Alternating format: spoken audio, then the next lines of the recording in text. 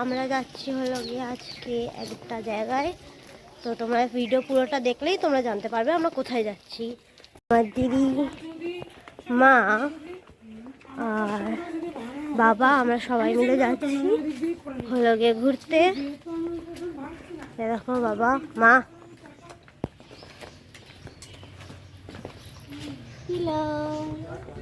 বসে গেছি।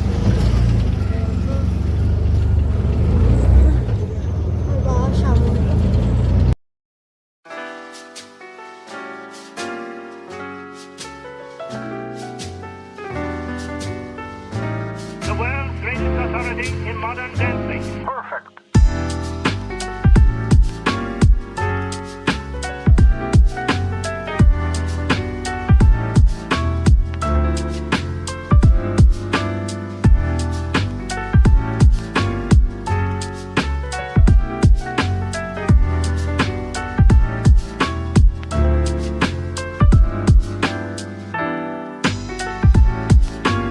আমরা স্টেশনে চলে এসেছি। তো বন্ধুরা, তোমরা সবাই কীরকম আছো? আশা করি সবাই ভালো আছো, আমরাও ভালো আছি। তা সেদিনকে আমরা চলে যাচ্ছিলাম মা শ্যামসুন্দরী মন্দিরে। তো কিছু জিনিস আমার যেরকম মনে হলো যে সত্যি এগুলো অলৌকিক কি এগুলো মিরাক্কেল, আমি জানি না। তো যাই হোক, যেমন কি হয়েছে আমার সঙ্গে ওখানে যাওয়ার আগে থেকে আর যাওয়া পর্যন্ত আমি তোমাদেরকে সব বলছি। আমরা জানতাম না কোথায় মা শ্যামসুন্দরী মন্দির। তো আমি একদিনকে ফার্স্ট ফেসবুকে দেখি, ওনার অনেকে পোস্ট করে, আপনারা সবাই দেখেন, আমি ওরকম দেখছিলাম। দেখতে দেখতে আমার এত ভালো লাগলো মাকে দেখে। আমি ছবিটা দেখে মানে মায়ের ছবি দেখে আমি বলছিলাম, মা তোমাকে যদি আমি আমার বাড়িতে আনতাম, যেহেতু আমার ভাড়া বাড়ি, আমার যদি নিজের বাড়ি হয় মা, আমি তোমাকে নিয়ে আসবো।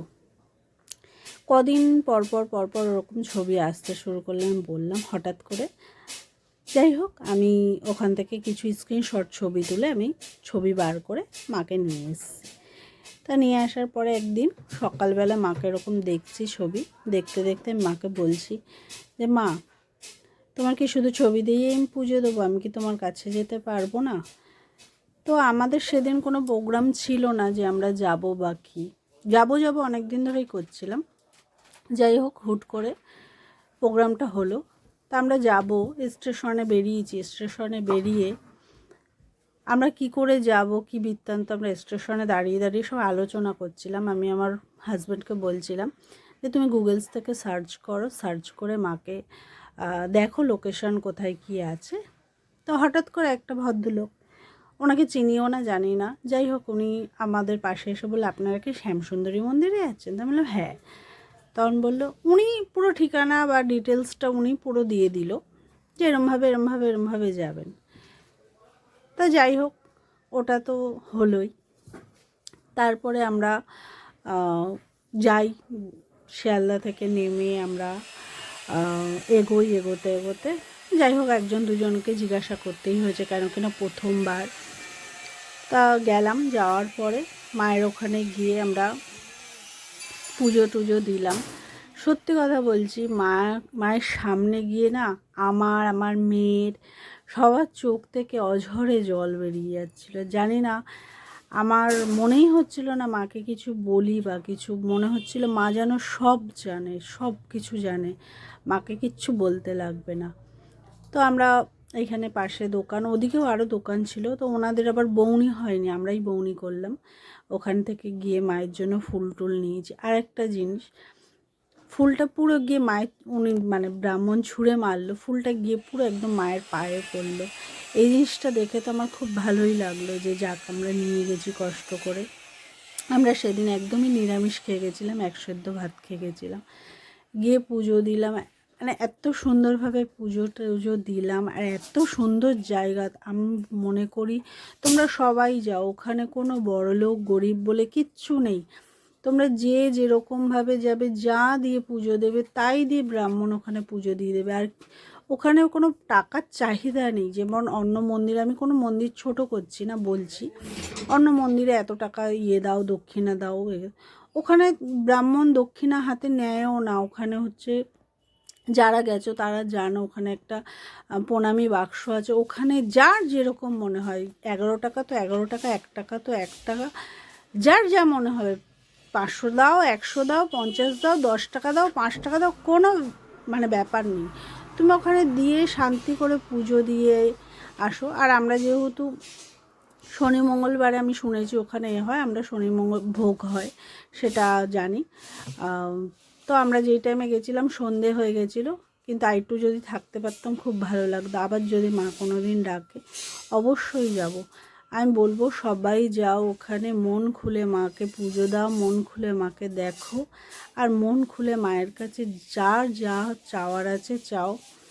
কোনো ভিড়ভাট্টা নেই, কোনো নেই, খুব সুন্দর করে আমরা পুজো দিয়েছি, খুব মানে তৃপ্তি করে যেটা বলা হয় সেই করে আমরা পুজো দিয়েছি। তা আমরা আসার সময় আলোচনা করছিলাম যে সত্যি খুব ভালো লেগেছে, সত্যি বলছি, মন দিয়ে বলছি, তোমরা যাও, তোমরা মাকে গিয়ে পুজো দিয়ে আসো। আর নাম ধরে গোত্র ধরে সুন্দর করে ওরা পুজো দিয়ে দিয়েছে, আর ওদের মুখে একটা আলাদাই হাসি, সত্যি তাই, ওরকম মায়ের কাছে থাকলে সবারই হাসি লাগে।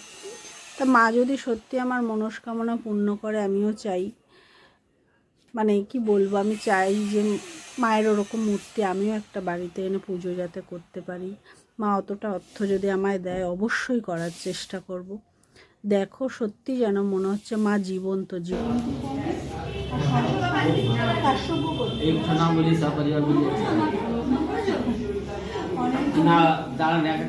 অনিল পণ্ডিত, বর্ষা পণ্ডিত, অনিল পণ্ডিত, বর্ষা পণ্ডিত, শ্রাবন্তী পণ্ডিত, সন্তোষ পণ্ডিত, অঞ্জলি পণ্ডিত, কাশ্যপ গোত্র। দক্ষিণাটা এবার আরো বলুন।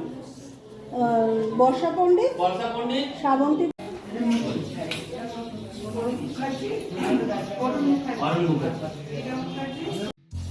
মাকে দেখে লাগছে যে একদম জীবন্ত কালী, যেরকম বলা হয় জীবন্ত কালী, ওরকমই মাকেও দেখে লাগছে যে পুরো জীবন্ত। দেখা হচ্ছে নেক্সট ভিডিওতে। লাইক কমেন্ট শেয়ার সাবস্ক্রাইব করে দেবে, আর এরকম ভিডিও